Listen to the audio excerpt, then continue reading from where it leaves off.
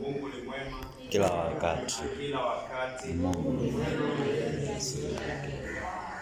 Basi leo ni siku njema. Mungu ana sababu na sisi ambao tumeweza kufika kwa siku hii ambayo ni siku ya kipekee. Nashukuru Mungu aliyeongoza jela leo tukaanza na rozari ya huruma. Alafu somo letu leo nazungumzia moyo mtakatifu wa Yesu, the Sacred Heart of Jesus. Mahali huruma hii inatoka. Ni sherehe ambayo tumesherehekea siku chache zilizopita, na nikaona ni vyema leo tuzungumzie huu moyo wa Yesu, huu moyo wenye huruma, huu moyo ambaye ni mtakatifu, moyo mwema, moyo safi wa Kristo Mfalme. Kwa majina ni Steve Mkua Rohidi, ni hapa kwenu Cathedral, na mpenda huyu Yesu.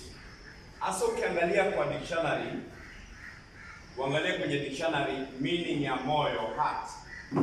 Dictionary inasema the heart ama heart is the organ in your chest that sends the blood around your body. Ni kwamba moyo ni kiungo kwenye kifua chako au kwa mwili wako ambao kinapiga na kutuma damu kwenye maeneo mengine yote ya mwili.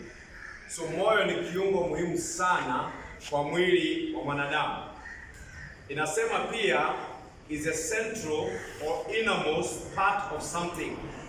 Ni kiungo cha ndani zaidi cha kitu chochote au mtu yoyote au taasisi yoyote ile. Moyo ni kiungo cha ndani, kile cha muhimu sana. Kama ni kwenye gari naongea kuhusu engine, ndio kama moyo wako. Engine ya ndege, kiungo ambacho ni muhimu sana, kinafanya viungo vingine vyote fanye kazi vizuri. So hali ya moyo, the heart state, inatujulisha ama inakudefine wewe, ndio inakutambulisha. Hali ya moyo wako ndio inakutambulisha. Hali ya moyo wako ndio inakudefine, ndio inafanya ujulikane wewe ni nani. Kwa hivyo ni vizuri leo tuangalie hali ya mioyo yetu. Hali ya moyo wako ndio inategemea unapeana nini au unatoa nini. Unatoa kilicho ndani ya moyo wako. Ndio maana Yesu akasema kinayetia najisi ni kile kinatoka moyoni, wala si kile kinachoingia. Hali ya moyo, kilicho moyoni ndio kinakutambulisha wewe. Methali 4:23 inasema hivi: linda moyo wako kwa uangalifu wote. Linda moyo wako kwa uangalifu wote, maana humo zatoka chemichemi za uhai. Ulinde moyo wako kwa uangalifu wote, maana ndani ya moyo wako kunatoka chemichemi ya uhai. Inamaanisha usipolinda hii chemichemi ya uhai itachafuliwa, haitatoa uhai tena, itatoa matope, itatoa uchafu, itatoa uvundo. Na ndio maana ni muhimu sana kulinda moyo wako. We need to guard our hearts. We need to guard them, our hearts, jealously. Tulinde mioyo yetu kabisa kwa bidii yote, kwa maana humo ndani kuna chemchemi ya uhai. Lakini ukubali uchafu uingie, itachafua, utatoka uvundo badala ya uzima wa milele. Tumsifu Yesu Kristo. Mathayo 15 mstari wa 17 hadi 19.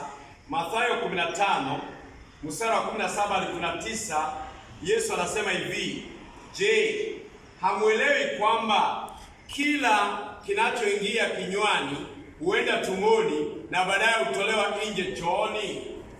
Wajua, watu wengi wanaangalia vitu ambavyo tunatumia, waona kama ndio vinatutia najisi. Lakini Kristo anasema kila unachokula kinaishia wapi? Chooni. Kila unachotia ndani kinaishia chooni. Lakini anasema lakini mambo yanayotoka kinywani hutoka moyoni.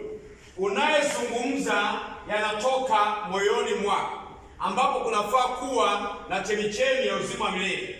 Anasema lakini mambo yanayotoka kinywani hutoka moyoni, na hayo ndiyo yanamtia mtu najisi. Kama basi moyo ndio chemchemi ya uhai, inafaa kutoa uhai wala si unajisi. Inafaa kutoa uzima wa milele. Inafaa kutoa maneno ya kujenga, maneno ya kuunda, maneno ya kuelekeza na kuendeleza watu mbele, wala si ya kurudisha watu nyuma. Anasema maana moyoni hutoka mawazo ya uwaji, uzinzi, uasherati, wizi, ushahidi wa uongo na kashfa. Moyo huu ambao unafaa kuwa ni chemichemi ya uzima, Kristo anasema tumeuchafua, unatoka mambo maovu. Unapopanga zinaa, mambo ya uzinzi na uasherati, inatoka moyoni. Unapopanga uongo, unatoka moyoni. Na hicho ndio kinakutambulisha nini kiko ndani mwako, nini kinakutawala. Wewe unajulikana kulingana na moyo wako beba nini. Kama beba chemichemi, ni chemichemi ya uhai, maneno yako yatakuwa tofauti sana. Ndio Kristo anasema kinachotia najisi ni kile kilicho ndani ya moyoni. Ukikubali uchafu ingie moyoni, unaharibu kile chemichemi ya uzima, unakuwa najisi badala ya kuwa mtakatifu, mtoto wa Mwenyezi Mungu. Mathayo hiyo 12, Mathayo 12:33-37, Matthew 12:33-37, Kristo anatuambia hivi: ufanyeni mti kuwa mzuri na matunda yake yatakuwa mazuri. Fanyeni mti. Huu mti ili upate kuzaa matunda mazuri, lazima ufanyie kazi, upate kunawiri, ndio utoe matunda mazuri. Na pia wewe mwenyewe maisha yako, ili upate kuzaa matunda mazuri, lazima ujifanyie kazi, nijifanyie kazi. Ule uchafu umeingia kwenye chemichemi, tuondoe, ndio tuzae matunda mazuri. Tumsifu Yesu Kristo. Anasema ufanyeni kuwa mbaya na matunda yake yatakuwa mabaya. Mti hujulikana kwa matunda yake. Mti unajulikana kwa matunda yake. Na Yesu anasema tutajulikana pia sisi kwa matunda yetu. Kwa maana matunda yetu yanaashiria nini kiko ndani ya moyo wako. Inafaa kuwa ni chemichemi ya uhai. Kinachotoka ndani kinaonyesha mti wako, maisha yako namna gani. 34 inasema enyi kizazi cha nyoka. Ngumu. Anasema enyi kizazi cha nyoka, mwawezaje kusema mambo mema hali nyinyi ni waovu? Yaani mtu akifungua mdomo utajua nini kiko ndani. Mdomo tu. Akifungua mdomo utajua nini kiko ndani. Utajua nini kinamtawala. Kuna mtu akienda mahali popote, kinachotoka ni uvundo tu, ni uchafu. Kwa maana hicho ndio kinachomtawala. Anasema enyi kizazi cha nyoka, mwawezaje kusema mambo mema hali nyinyi ni waovu? Maana mtu husema kutokana na yale yaliyojaa moyoni. Huyu aliimba kawimbo akasema, ukiona mtu anatukana watu umbwa hii, jua tuumbwa tumejaa ndani. Ndio maana ndio tunatoka. Ndio maana tumbo ndio tunatoka. Sababu ndio tumejaa ndani. Anasema hamwezi ongea mema ili hali maovu yamejaa ndani ya mioyo yenu. Inafaa kuwa chemichemi ya uhai, lakini imejaa maovu. 35 inasema mtu mwema hutoa mambo mema katika hazina yake njema, na mtu mbaya hutoa mambo mabaya katika hazina yake mbaya. Uliza jirani yako, hazina yako iko vipi? Tumsifu Yesu Kristo. Yesu anasema basi nawaambieni, siku ya hukumu watu watapaswa kujibu juu ya kila neno lisilofaa wanalosema. Kila neno unalotamka ambalo halifai, ambalo ni la uongo, ambalo ni la kuchafulia wengine jina, ndugu yangu utajibu, dada yangu utajibu. Usione umehadaa watu wa dunia ukafuta madaa za Mungu. Hadanganyi wala hadanganyiki. Kinachotoka moyoni ndio wewe. Hicho ndio wewe. Jichunguze, jiangalie. Anasema 37, maana kwa maneno yako utakubaliwa kuwa mwadilifu, na kwa maneno yako utahukumiwa kuwa na hatia. Kwa maneno yako, the words that you produce, ndio atafanya hukumiwe kuwa mwadilifu au mwenye hatia. Kinachotoka moyoni. Moyo unafaa kuwa ni kilindi cha chemichemi ya uhai, ndio Mungu anavyosema. Lakini atuita sisi kizazi cha nyoka. Anasema ndani hatuwezi toa maneno mazuri kwa sababu tumejaa uchafu ndani mwetu. Sasa Mungu asaidie leo tujiangalie ili tujirekebishe. Ndio kinachotoka ndani kwetu cha kujenga wala si cha kubomoa. Tunazungumzia kuhusu moyo mtakatifu wa Yesu, the sacred heart of Jesus, sherehe ambayo tumesherehekea siku chache ambazo zimepita. Kwa nini Mungu anamuita Daudi a man after God's heart, mtu ambaye anafuata moyo wa Mungu? Ukisoma Samueli wa kwanza 13:14, Samueli wa kwanza 14 na Matendo 13:22, utaona Daudi anaitwa mtu ambaye anafuata moyo wa Mungu. Kwa nini anaitwa mtu ambaye atafuta moyo wa Mungu? A man after God's heart. Hauwezi fuata moyo wa Mungu kama hujui kuna nini ndani ya moyo wa Mungu. Ili ufuate moyo wa Mungu, lazima uwe unajua kuna nini ndani ya moyo wa Mungu. Ili matendo yake yaonekane yanafuata moyo wa Mungu, lazima unajua kuna nini ndani ya moyo wa Mungu. Tumsifu Yesu Kristo. Hebu tuangalie moyo mtakatifu wa Yesu, the heart of Jesus. Nimeangalia vipengele vichache tu, kwa maana moyo wa Yesu hatuwezi kuumaliza. Moyo wa Yesu ni mpana mno, ni mzuri mno, ni chemichemi ya uhai. Moyo wa Yesu. Sasa nimeangalia vipengele vichache tu. Kwa Kiingereza nasema the heart of Jesus is a heart full of compassion, love, peace, patience, forgiveness, perseverance, harmony na uwezo kamaliza. Yaani moyo wa Yesu ni chemichemi ya upendo, amani, uvumilivu, msamaha, unyenyekevu, uwiano, umoja na mambo mengi hatuwezi kumaliza. Asa naangalia maeneo machache tu. Eneo la kwanza nasema tuliumbwa tokana na upendo. Moyo wa Yesu, kumbuka hakuna kilichoumbwa pasipo yeye. So kilitoka moyoni mwake. We were created out of love. So moyo wa Yesu ni moyo ambao ni wa upendo. Tuliumbwa kutokana na upendo. Mwanzo 1:26-27, Mwanzo 1:26-27, neno nasema kisha Mungu akasema, Mungu Baba, Mwana na Roho Mtakatifu, toka kwenye chemichemi ya uzima wa milele. Mungu akasema tumfanye mtu kwa mfano wetu, kwa sura yetu atawale. Kwa imagine mtu anafanya kwa sura yake. Afanyi uwe slightly less, yaani ufanane naye kabisa.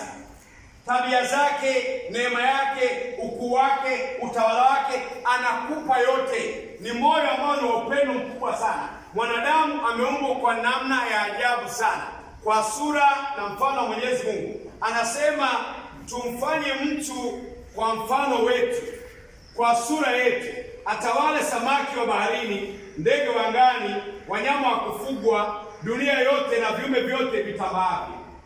Huu ni upendo ambao tuliumbwa nao. Tuliumbwa na sura ya Mungu, tena tutawale kama yeye. Akasema basi Mungu akaumba mtu kwa mfano wake. Naam, kwa mfano wake Mungu alimuumba, aliwaumba mwanaume na mwanamke. Uumbaji wa upendo is out of love. Mwanadamu kwa sababu najipenda sana, ningependelea kama ndio namuumba Steve, ningemuumba awe kidogo chini yangu. Singemuumba afanane na mimi, ningetamani ili watu wakanitambua mimi, wasinitambue. Huo ni moyo wa mwanadamu ambao tumechafua chemichemi. Ndio maana tunachongana, ndio maana tunamalizana, ndio maana tunapeana sifa mbaya, kwa sababu mioyo yetu imechafuliwa. Hamna chemichemi ya uzima ndani, ni mioyo iliyochafuliwa, inatoa uvundo. Ndio maana leo nimetuita kizazi cha nyoka, the generation of the snake. Kwa maana kinachotoka ndani si cha kujenga. Dada yangu Monica, nitamalizaje? Kizazi cha nyoka, sio chemichemi ya uzima. Anasema pointi ya pili, anasema a heart full of compassion, yaani kutujali kwa hali ya juu sana. Moyo wa Yesu unatujali kwa hali ya ajabu sana. Mwanzo 3:21, Mwanzo 3:21 tunaambiwa hivi, Mwenyezi Mungu ambaye ametuumba Baba, Mwana, Roho Mtakatifu kwa sura na mfano wake.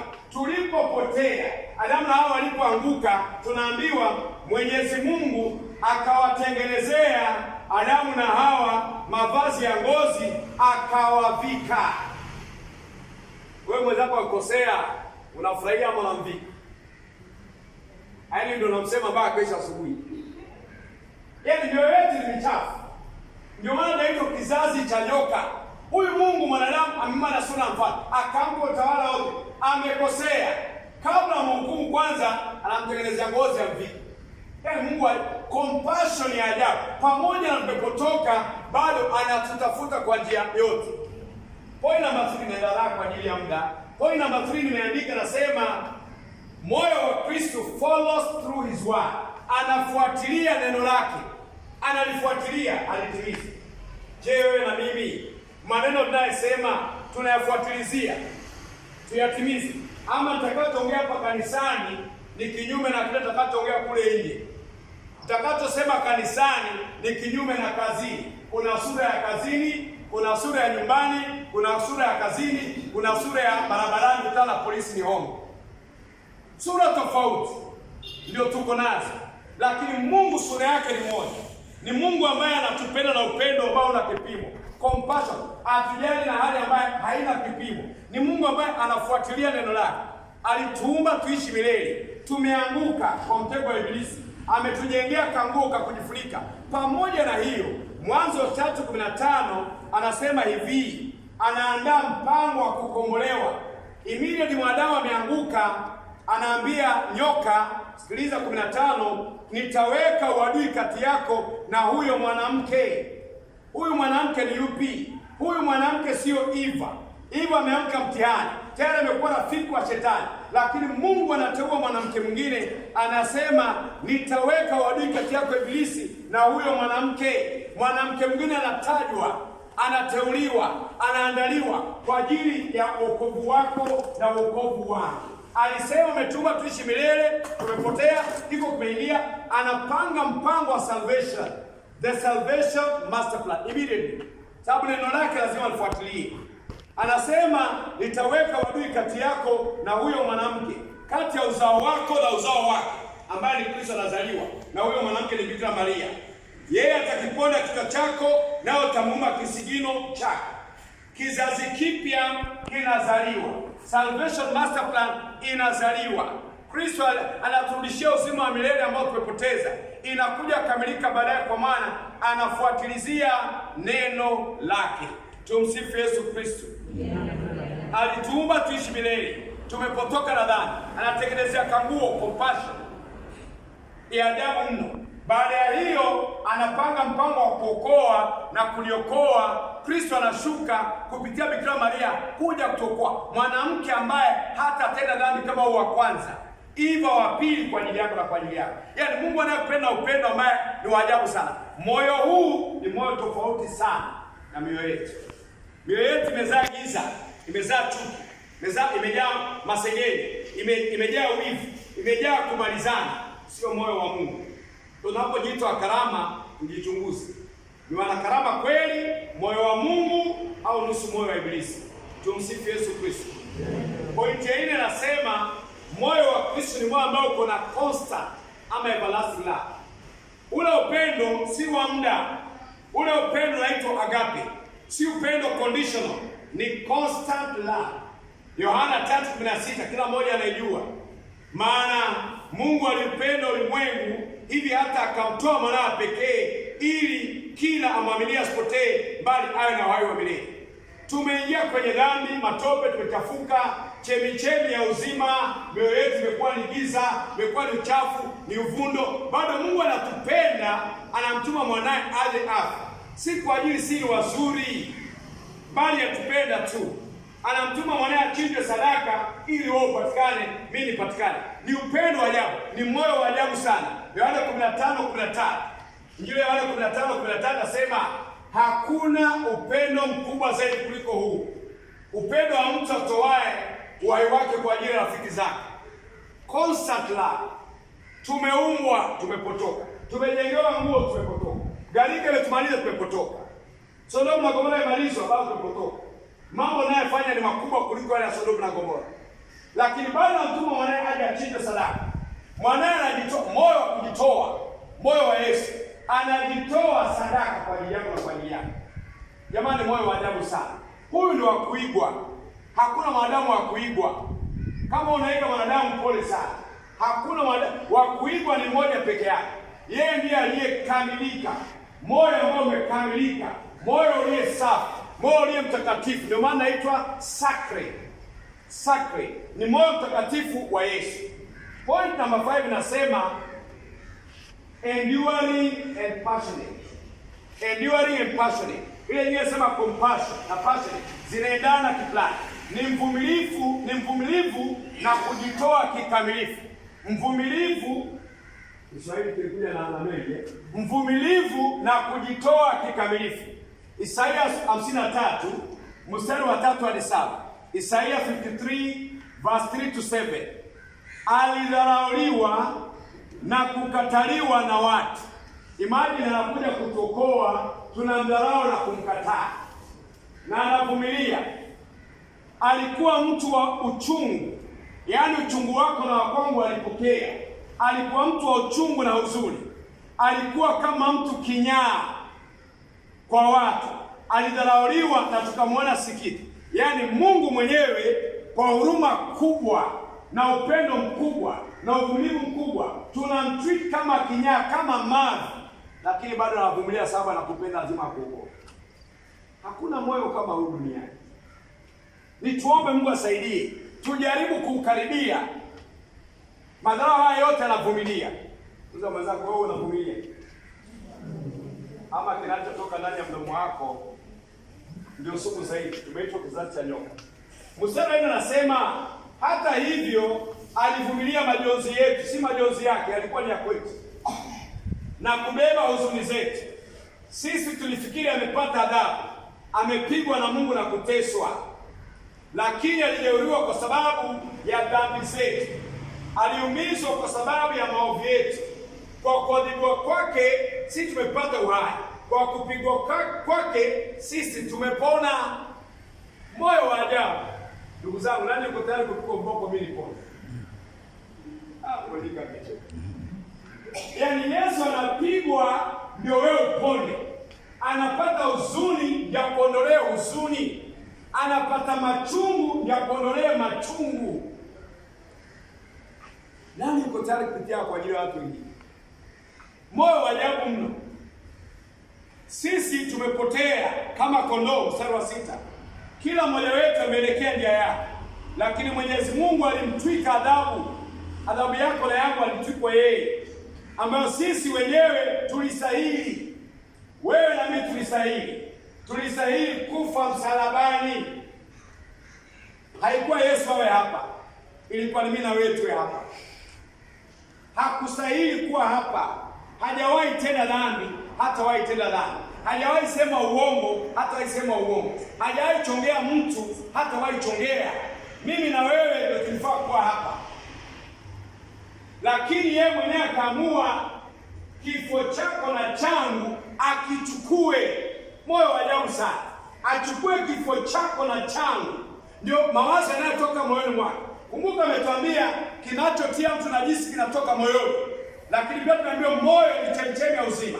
Anatuwazia mema, yaani moyo wake unatoka tu mema na kuokolewa. Pigie Yesu makofi mazuri jamani. Ni Mungu wa ajabu sana. Mstari wa 7 anasema alidhulumiwa na kuteswa, lakini alivumilia kwa unyenyekevu. Sio kwa malalamiko, sio kwa matusi.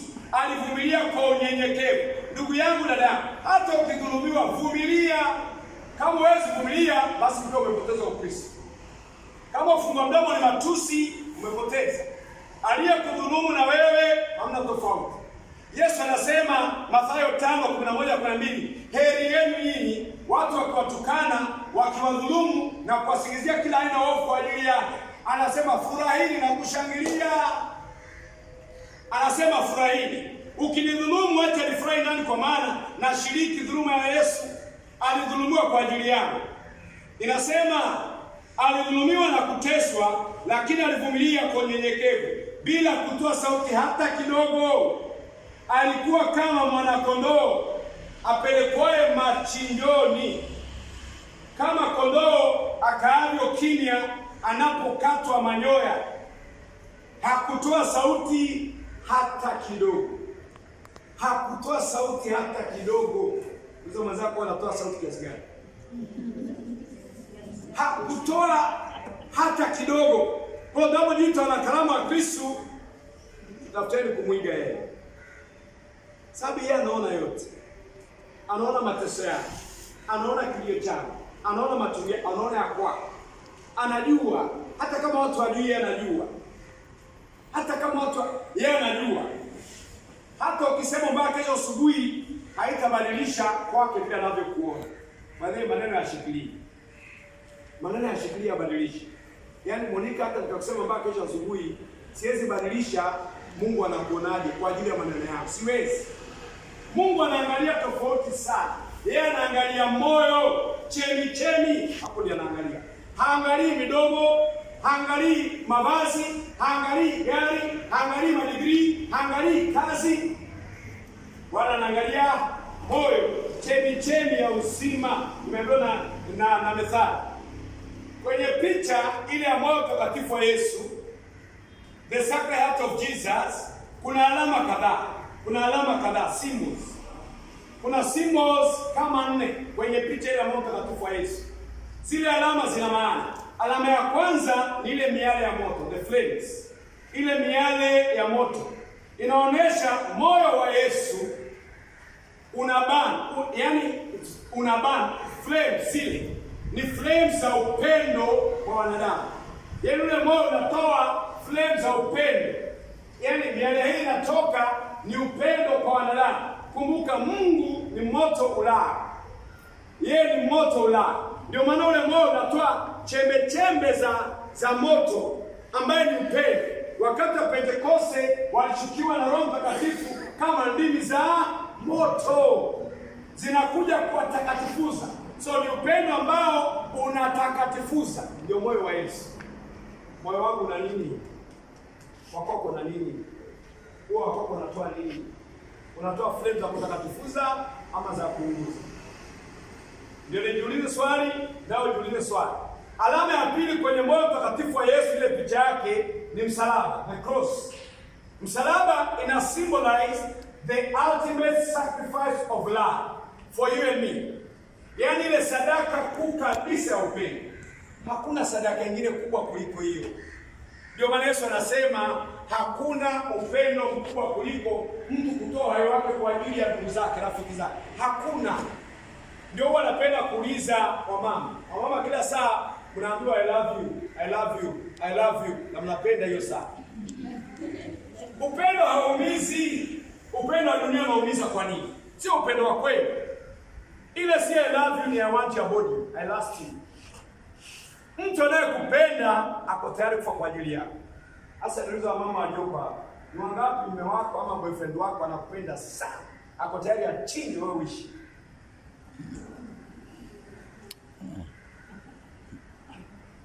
Love. Huu moyo wa Yesu unawaka na love. Hata wazee kuuliza, wazo wangapi mke wako au kademkao kanakupenda, kako tayari kufa wewe uishi. Sisi upendo wetu ni condition. Na kupenda juu ni msukupu kisha.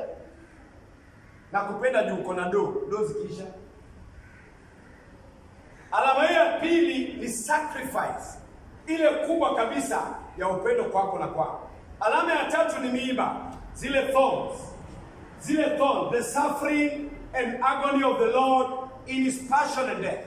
Mateso ya Kristo alivyojitoa, uvumilivu wake na hata kufa msalabani kwa ajili yako. Ndio ile miiba. Anadungwa kichwani. Imagine kichwa of all places, sensitive as it is. Anadungwa, anavuja damu, anavumilia. Uvumilivu mkubwa sana kwa ajili yako na kwa ajili yako. Hicho ndio kinatoka ndani ya moyo wake. Ametuambia mdomo unasema kile kilicho wapi? Moyoni. Mdomo ongei tu. Mdomo unatoa kilicho moyoni. Nikamwambia Mkikuyu aliyeimba wimbo akasema Ukiona mtu anaita watu umbwa, amejaa nini? Umbwa. Ndio tumejaa. Ndio maana fumbo ndogo tu ni umbwa tu. Ya nne nasema alama ya nne ni ile kidonda na damu. The wound and the blood. Kile kidonda cha mkuki kilichodunga moyo wake ndio alama ya nne, na ile damu ambayo alivuja kwenye upande wake, on side alidungwa mkuki pale msalabani, alivuja ile damu kwa ajili yako, wokovu wetu. Ndio sadaka aliyetoa kwa ajili yako, damu yako. Sio damu ya kuku tena, sio damu ya mbuzi tena, sio damu ya kondoo, sio damu ya ng'ombe, sio damu ya Israeli waliopaa kwenye miimo ya milango, mbali damu yake mwenyewe ilitoka kwa ajili yako na kwa ajili wangu, sadaka kamilifu ili tuokolewe. Asa leo naomba tafakari na niulize, moyo wako wewe, wangu mimi Steve, how does it compare to the heart of Jesus? Wewe funga macho yako dakika moja. Compare moyo wako na wa Mungu. Compare moyo wako na huu moyo ambao umesikia. Kuna similarities ama ni differences tu? Ndio tujiulize kama kweli sisi ni wa Kristo au bado. How close are we to God? Fungua macho yako. Kwa mara nyingi tunajikonsole kwa kujilinganisha na wanadamu. That is our problem. Tuna set standards zetu na wanadamu. Najilinganisha na Steve Junior. Najilinganisha na dada yangu hapa, Mama Claire. Najilinganisha na Christine. Najilinganisha na daktari. Ambia yako, that is too low a standard. Haufai kujilinganisha na Steve. Standard yangu ni ya chini sana. Mimi ni mwanadamu tu. Unafaa kujilinganisha na nani? Hata huwa tunaimba nasema tutabadilika tufanane na yeye ama na wewe. Nini kinatoka ndani ya moyo wako? What comes out? Ukifungua moyo wako na unajua inatoka kwa inatoka kwa moyo kwa mdomo. Huo unatapika nini? Matusi. Yaani ukifika mtoto unajua matusi yamefika.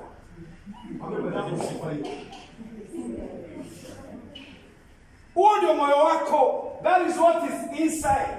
If you don't work on yourself, Mungu atuhurumie. Tutafika kule Bwana atuambie si wajue. Si wajue. Tusilewe na karama, tusahau matunda. Tusilewe na karama, tusahau matunda. Karama zinaweza zikatumaliza. Karama. Na wana karama wengi tunalewa na karama. Kipaji changu. Ndio mwenzako cha kwako.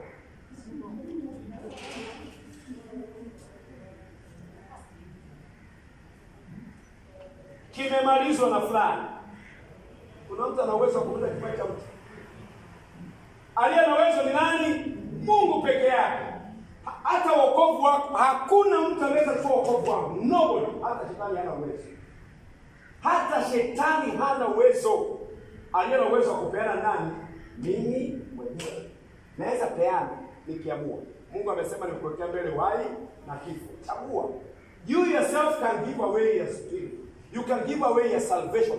Lakini hakuna mwanadamu mwingine yoyote. Tumsifu Yesu Kristo. So nini kinatoka ndani ya moyo wangu? Mawazo mazuri au mabaya? Uovu au wema? Basi leo tuombe neema. Tushirikiane na neema ya Mungu ili tuweze kuinua our spiritual game. We need to go to another level. Tuombe neema, tuige moyo wa Yesu. Moyo mvumilivu, anapigwa makofi, anatemua mate, anavumilia. Kwa hiyo Yesu alikuwa mjinga sana, angeweza kujitetea. He was not a fool.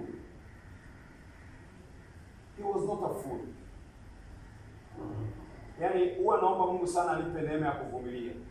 Unajua wakati unakuwa kiongozi, jenga anaweza kuambia sasa kiongozi. Ukiwa kiongozi unapigwa mawe. Unapigwa vita. Na ukiwa kiongozi wa Kenya mzima unapigwa vita Kenya mzima. lakini huwa nasema hakuna neno litabadilisha huwa yako. Ni nani? Mungu ndiye analijua na anakujua wewe. Tumsifu Yesu Kristo.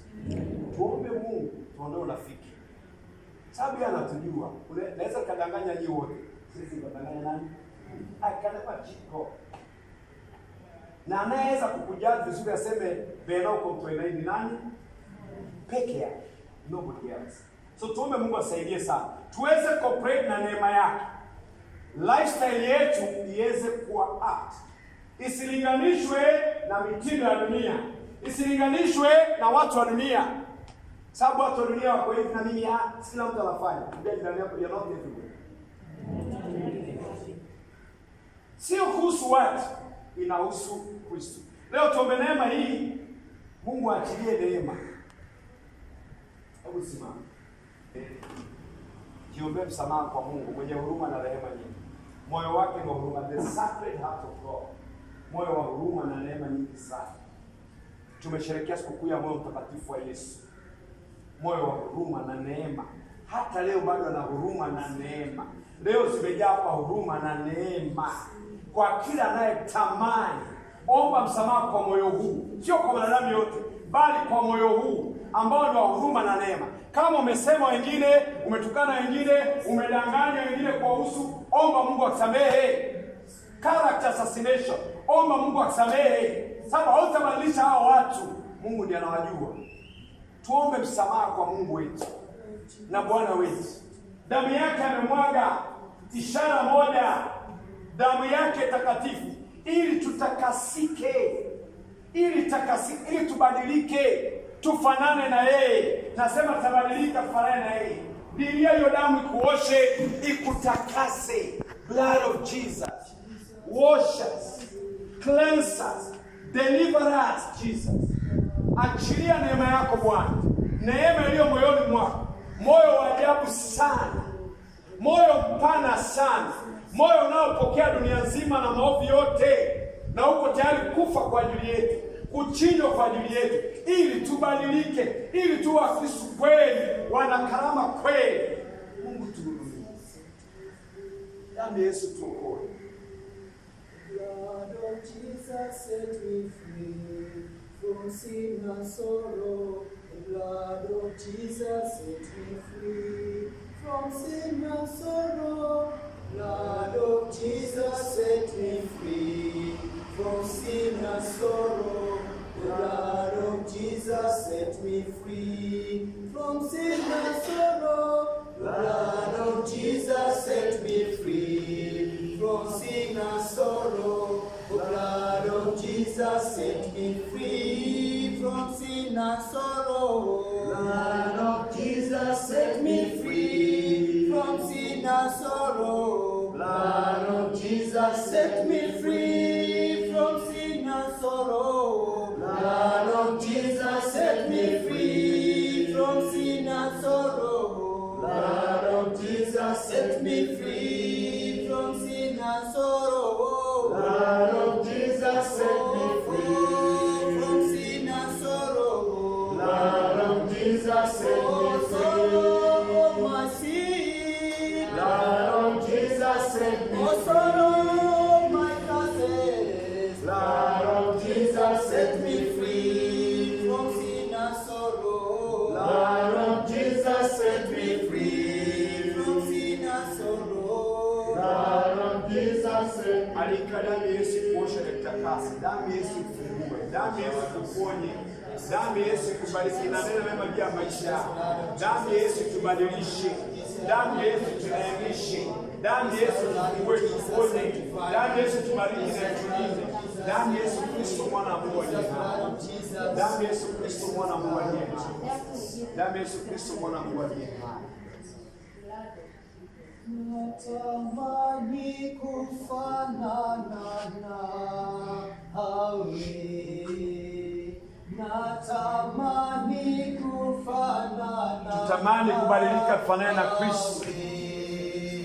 Siku zote za maisha yangu. Siku zote za maisha yangu. Mimi natamani kufanana. Mwambie ukimaanisha, mwambie ukimaanisha.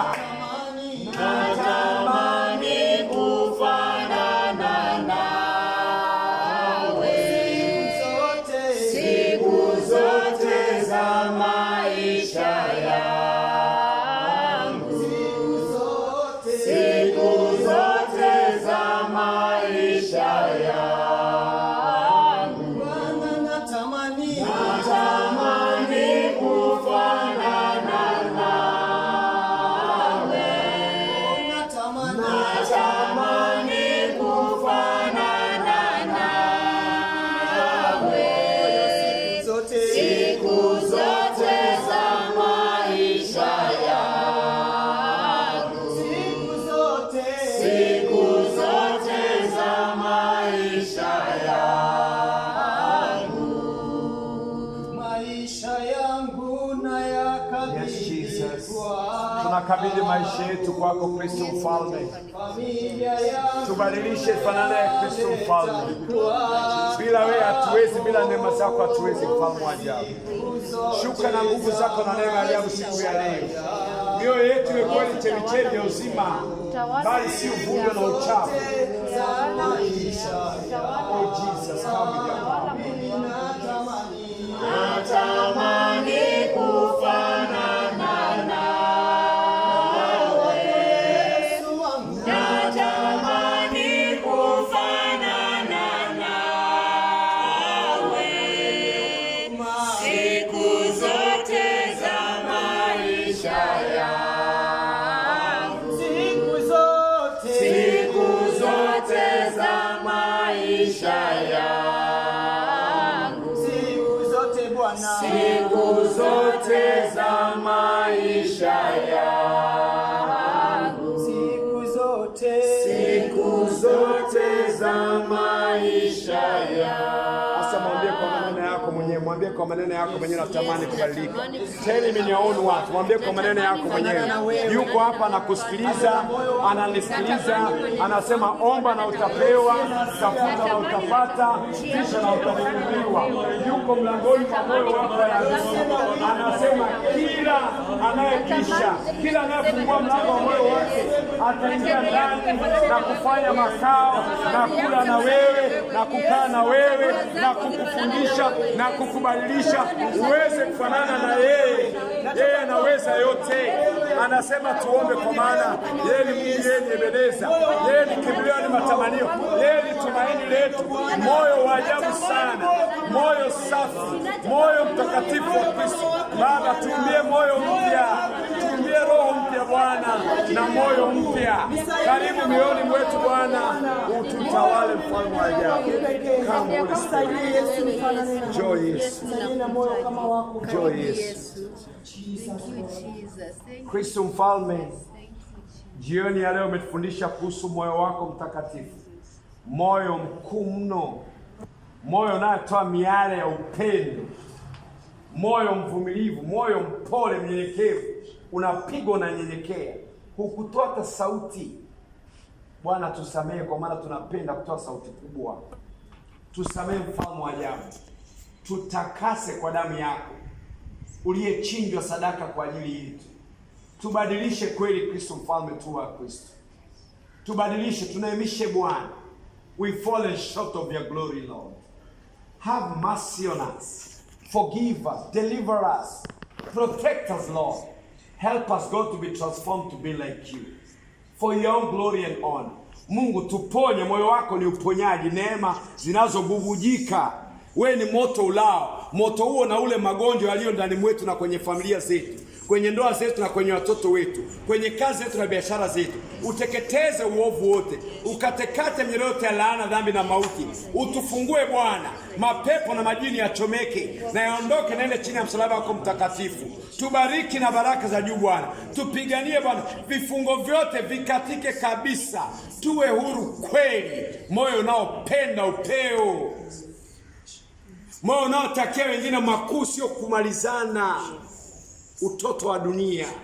Tuhurumie, samehe Bwana, tutakatifuze, tuangazie, tuongoze. tuumbie moyo mpya na roho mpya. Kristo Mfalme, ishi ndani mwetu, utuwezeshe hapa duniani tufanikiwe mpaka tufike kwako mbinguni. Kwa njia ya Kristo tunaomba na kuamini. Amen. Moyo mtakatifu wa Yesu, utuhurumie. Moyo mtakatifu wa Yesu, utuhurumie. Moyo mtakatifu wa Yesu, utuhurumie. Moyo mtakatifu wa Yesu, utuhurumie. Moyo mtakatifu wa Yesu, utuhurumie. Moyo mtakatifu wa Yesu, utuhurumie. Moyo mtakatifu wa Yesu, utuhurumie. Moyo wa Yesu, makofi.